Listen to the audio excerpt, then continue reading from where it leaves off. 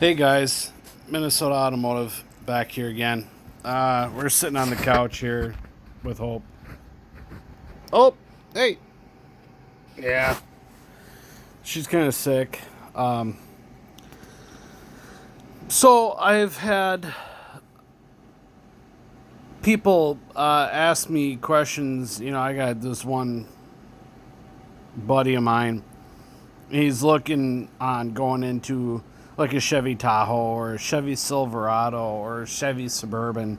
So he's asking me, what's the best fuel economy? What's the best room?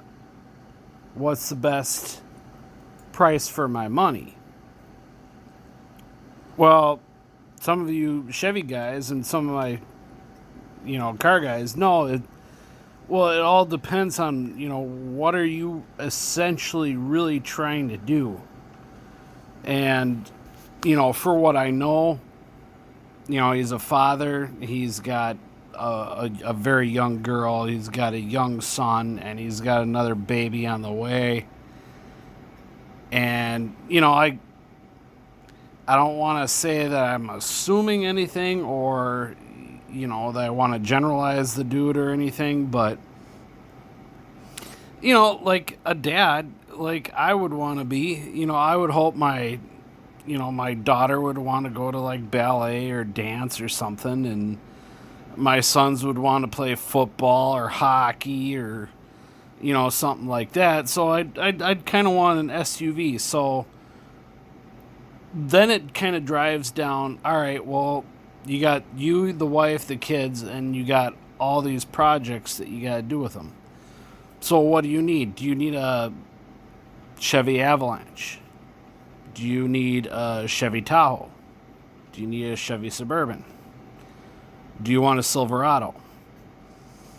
This guy was asking me around the Christmas area, and he asked me so many questions. I'm kind of getting to the fact that he really doesn't know what kind of vehicle he wants, but he knows he wants fuel economy.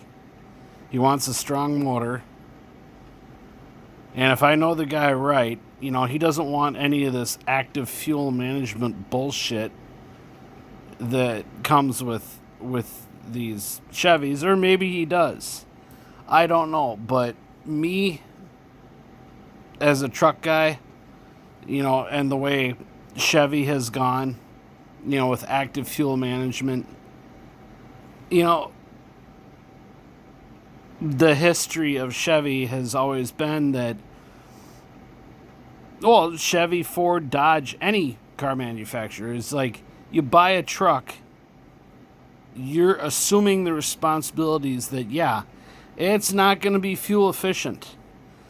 Everybody knows my Colorado. If I drive it from the cities here in Minnesota up north to like Hibbing or Canada, if I'm pegging it right at 55 and being an asshole on the road, I can probably get about 27 miles per gallon. And, I can maybe get a range of about 316 miles on a tank. But when I'm tooling around in the cities, I get 14, 15, 16 miles per gallon. It's not the best. But that's what you get when you buy a truck. You're buying a truck to haul shit around, not for fuel economy. And this is what kind of bewilders me is people everywhere, they want a truck that gets, 35 to 40 miles per gallon. Wake up. That's never gonna happen. When you're pulling or pushing that much steel around, it's not feasibly possible. You could do it with maybe a fiberglass car, fiberglass frame, fiberglass body, steel engine, steel transmission. But then your torque is going to be off the chain, and there's going to be no way the frame or the body could physically support that much torque. So for you people, yeah, I'm talking to you people out there that want to buy a truck and think, oh, I can make it get 30 miles per gallon. That doesn't happen. Stop dreaming. Stop hoping. Look at what you really need. You probably need a minivan.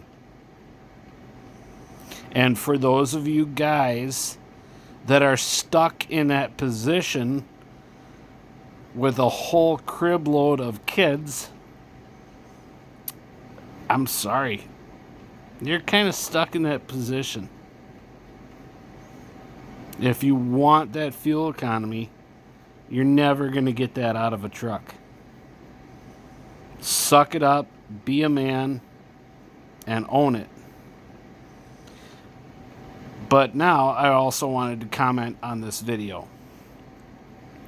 How many of you guys would like to see me go to my local dealership and pull a salesman and have him do a lineup with me and, you know, do something like the new Chevy Trailblazer, the new Chevy Silverado, the Suburban, the Tahoe, the Avalanche, and like the Colorado, like all the trucks, you know, anything frame based, you know, nothing with a car, no Equinoxes, nothing like that. I want to ask, you know, some of these dealerships, because I used to work at a car dealership, and I know they go to a little bit of a school to sell you the car. But if you're a smart car person and you ask them this one question that I know is a big killer on the automotive market, because a lot of their engines that they're putting in, believe it or not, in your Fords, in your Dodges, in your Chevys, they're putting in Japanese engines. Especially like in the Colorados. Like if you get a Colorado with like a 2.2 or 2.4 liter engine, it may say Vortec and everybody knows, oh, it's a Vortec engine, so that's got to be American muscle. No, it's not. Vortec is like VTEC. That's a Japanese engine. And it's a Japanese transmission with a Chevy badge or nameplate slapped on it. And most people don't know to ask. When you go buy a car, ask your salesman, is this engine an interference engine or a non-interference engine? Your salesman's going to look at you like, what the bleep, bleep, bleep are you talking about? I don't know what you're talking about. Interference, non-interference, that doesn't make any sense. And that's where you run from that salesman. Until you can find the salesman that says, on this model truck with this model engine and this model transmission, this engine is a non-interference engine. And that's what everybody needs to look for, a non-interference engine. What that means is a non-interference engine means it has a steel or a metal timing chain that connects the camshaft and the timing valves all as one, versus an interference engine has a rubber timing belt, just like your serpentine belt. It will stretch, it will skip. That's bad when they skip. It will break. When it breaks, your engine blows. You're done. New engine. So that's why you gotta ask, is it interference or non-interference? This is something I learned, but I've been doing my research, and non-interference is where you want to be at, because it's a steel chain. It's not going to break. The pump may run dry. You may have timing issues where things might get off. You know, you're not going to skip a chain, but this chain will stretch. So yeah, after 190,000, 200,000 miles, you might want to look at getting your timing chain replaced on your car, versus a car that is a interference engine. You're lucky if your timing belt is gonna make it to 150,000 miles. You're lucky if it makes it that far, because if you take that cover off, chances are that thing is stretched tight and is on the verge of skipping and following out your valves and everything else.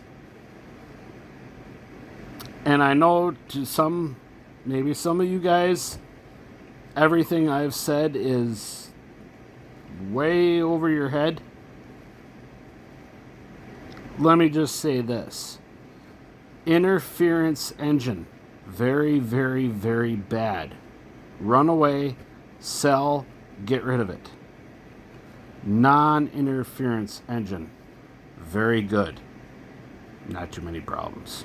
Easily fixable. So, this is just, my rant that, I get a lot of family members that are asking me these questions. I get buddies from work asking me questions. And even now with, Facebook, everybody's seeing and asking me questions about stuff at the dog park and whatnot. And even around town, my neighbors, they see me working on the truck all the time. They're asking me questions. So, I'm getting inundated with all this stuff. So, I'm being forced to do research I didn't know I had to do, but, it's kind of fun. And I get to bring this information to you guys. And that's, what I always kind of try to say about this channel. This is what it's about. I don't post all the time. But what I'm trying to do is I'm trying to teach people, what to look out for, or, how to do this, or how to figure this out. Both my two cousins,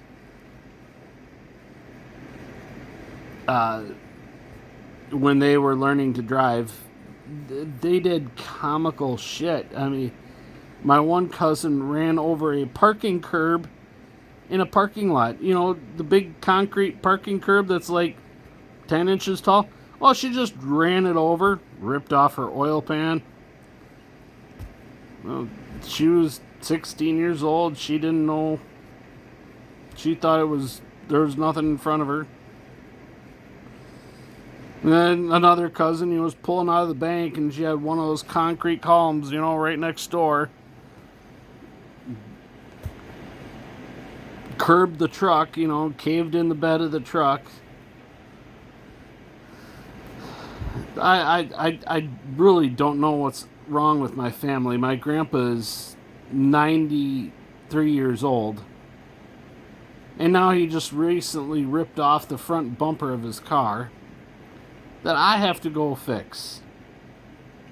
So now I need to get some plastic welding tools and plastic weld his bumper back together. I'm getting inundated with calls and, hey, can you come fix my car? Hey, can you come do this? And I got to produce stuff for you guys. So, I'm sitting here on a Saturday with finally nothing to do but to talk to you. So, I don't know. That's about it. I'm just ranting. Later, YouTube. Thanks, guys, for watching. Like and subscribe.